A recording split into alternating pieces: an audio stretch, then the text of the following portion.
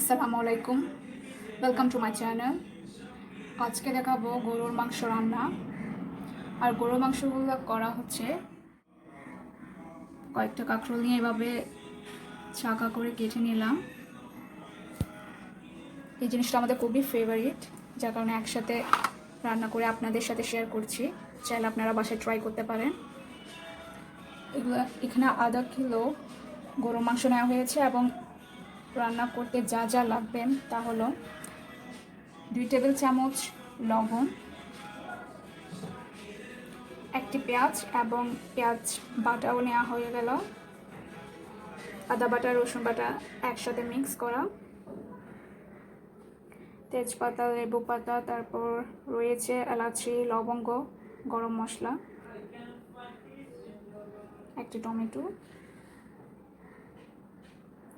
আর হলুদ জিরার মশলা মরিচের গুঁড়ো যা যা দরকার পড়ে মশলাগুলো রয়েছে এখানে। সব কিছুই আগে থেকে প্রিপেয়ার করা আছে, জাস্ট এখন বানিয়ে আপনাদের দেখানো হবে।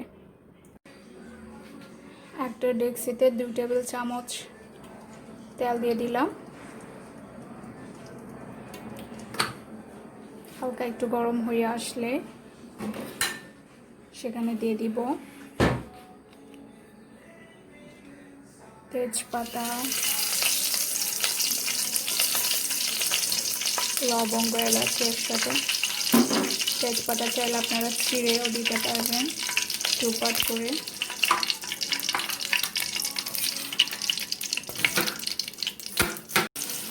এরপর দিয়ে দিলাম পেঁয়াজগুলো একটু কেটে কুচি করে দিয়ে দিলাম। তারপর লবণ দিয়ে দিচ্ছি,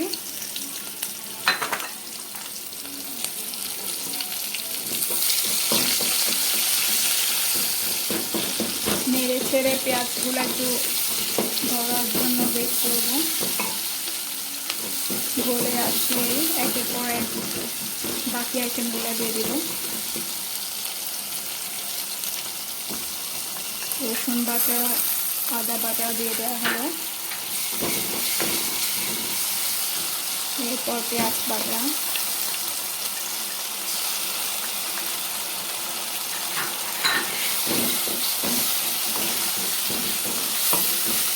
যে যার পরিমাণ মতো চালে দিতে পারবেন, আমরা যেভাবে পছন্দ করি সেভাবেই দিচ্ছি।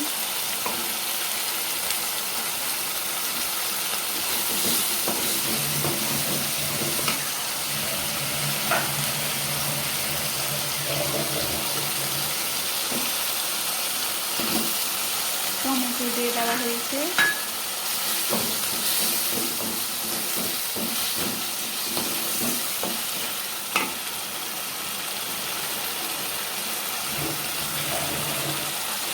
একটু সিদ্ধ হয়ে আসলেই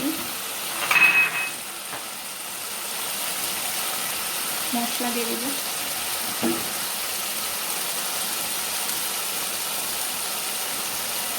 আপনাদের যা যা দেখানো হয়েছে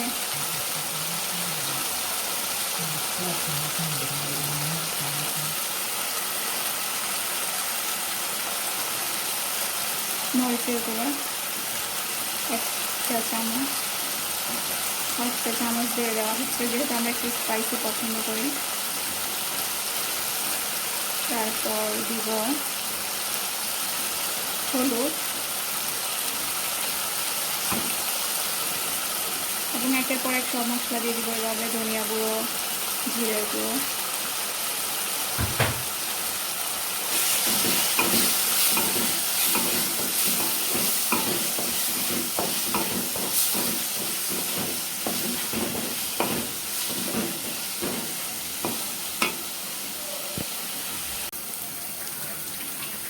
এগুলো এখন একটু পানি দিয়ে নিচ্ছি।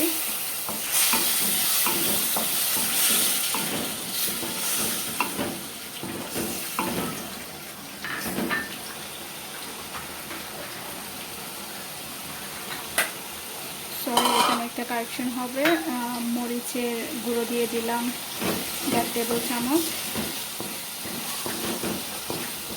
মরিচ একটু যদি ঝাল কম হয় তাহলে আপনারা 2 টেবিল চামচ দিতে পারেন। এগুলো একটু জাল ছিল বিদায় 1 টেবিল চামচ করে দিয়েছি। এখন দিয়ে দিচ্ছি গরুর মাংস এবং কাঁকড়ি। যদি কোনো কিছু না বুঝে থাকেন বা বুঝতে সমস্যা হয় তাহলে কমেন্ট করতে পারেন।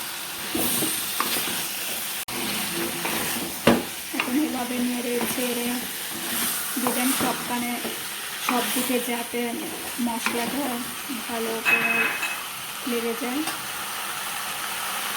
এরপর উপরে দিয়ে দিচ্ছি গরম মশলা।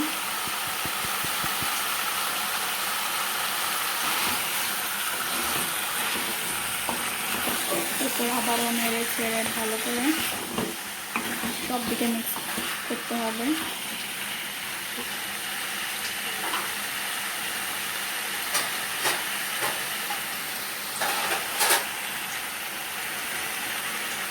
এরপর দেখে দিচ্ছি এখন 5 মিনিট পর আমি ঢাকনাটা খুলে চেক করে নিব। মাংস কষাই ঠিকভাবে হয়ে গিয়েছে। এখন একটা নেড়ে ছেড়ে দিব। দেখেন কালারটা অনেক সুন্দর এসেছে, খেতে অনেক মজা হবে। গরুর মাংসকে না পছন্দ করে, সবাই ফেভারিট। এর উপর লেবু পাতা দিয়ে দিব।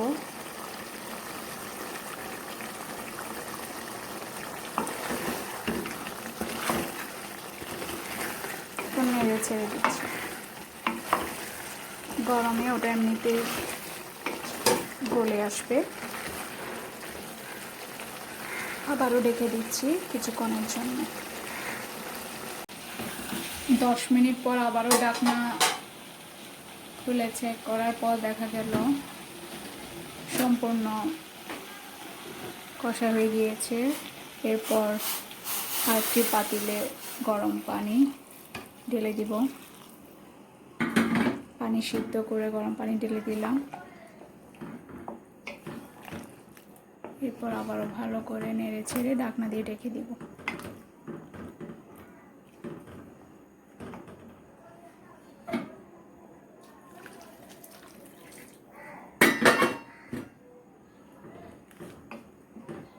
যে যার পরিমাণ মতো পানি ইউজ করতে পারেন। কেউ যদি ঝোল কম করে করতে চান তাহলে পানি অল্প দিতে পারেন। অবশ্যই এগুলো সিদ্ধ হয়ে আসলে পানি একটু কমে যাবে।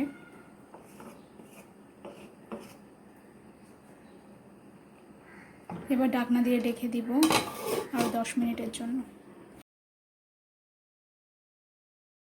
10 থেকে 15 মিনিটের পর ঢাকনা খুলে এরপর ধনিয়া পাতা ছিটিয়ে দিব উপরে। অনেক সুন্দর দেখাচ্ছে।